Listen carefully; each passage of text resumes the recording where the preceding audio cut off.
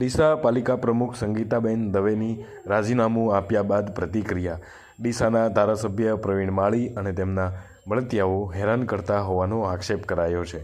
વિકાસના કામો ન કરવા દેતા હોવાનો આક્ષેપ સંગીતાબેને કર્યો છે। ટીપી અને ગેરકાયદેસર કામ કરાવવા માટે કરતા હતા દબાણ, આ પ્રકારના તેમના પર આક્ષેપ થયા છે। સંગીતાબેન પક્ષને પણ ધારાસભ્ય વિરુદ્ધ રજૂઆત કરશે।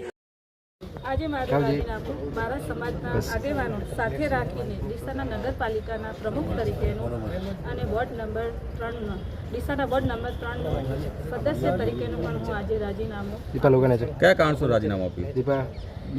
ડીસા નગરપાલિકામાં જ્યારથી મેં ચાર્જ સંભાળ્યો છે ત્યારથી આજ સુધી મને કંઈ કામ કરવા ડીસાના વિકાસ માટેનું કંઈ કામ કરવા દેતા નથી અને મને એક મહિલા તરીકે મને ધારાસભ્યશ્રી અને એમના મળતિયા કોર્પોરેટ તરીકે મને ખૂબ જ ત્રાસ આપવામાં આવે છે।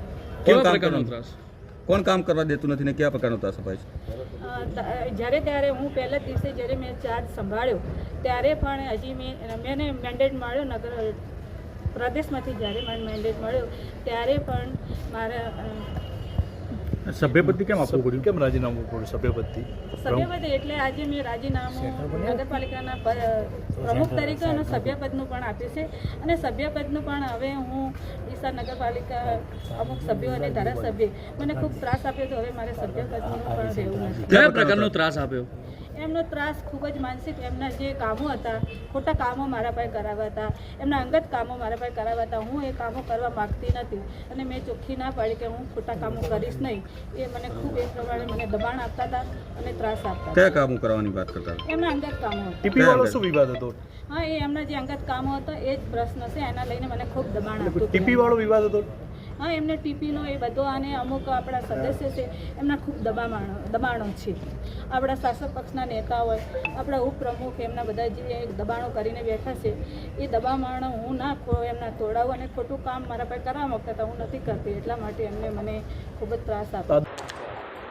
એમને ભારતીય જનતા પાર્ટી દ્વારા અમે રાજીનામું આપવાનું રવિવારે એમને સોમવાર 10 વાગ્યા સુધીનું કહી દીધું હતું।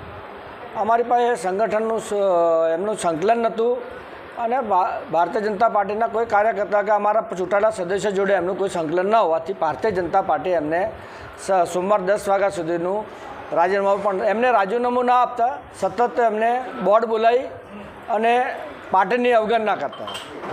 તો પછી અમારે ભારતીય જનતા પાર્ટીના આદેશ અનુસાર એમને 3 લાઇન વ્હીપ આપી અને બોર્ડ મુલતવી રાખવાનો અમે એમને આદેશ કર્યો હતો। એ આદેશને અનુસરી પછી એમને બોર્ડ મુલતવી રાખ્યું અને પોતાનું રાજીનામું આપવા માટે આજે કલેક્ટર પહોંચી ગયા હતા।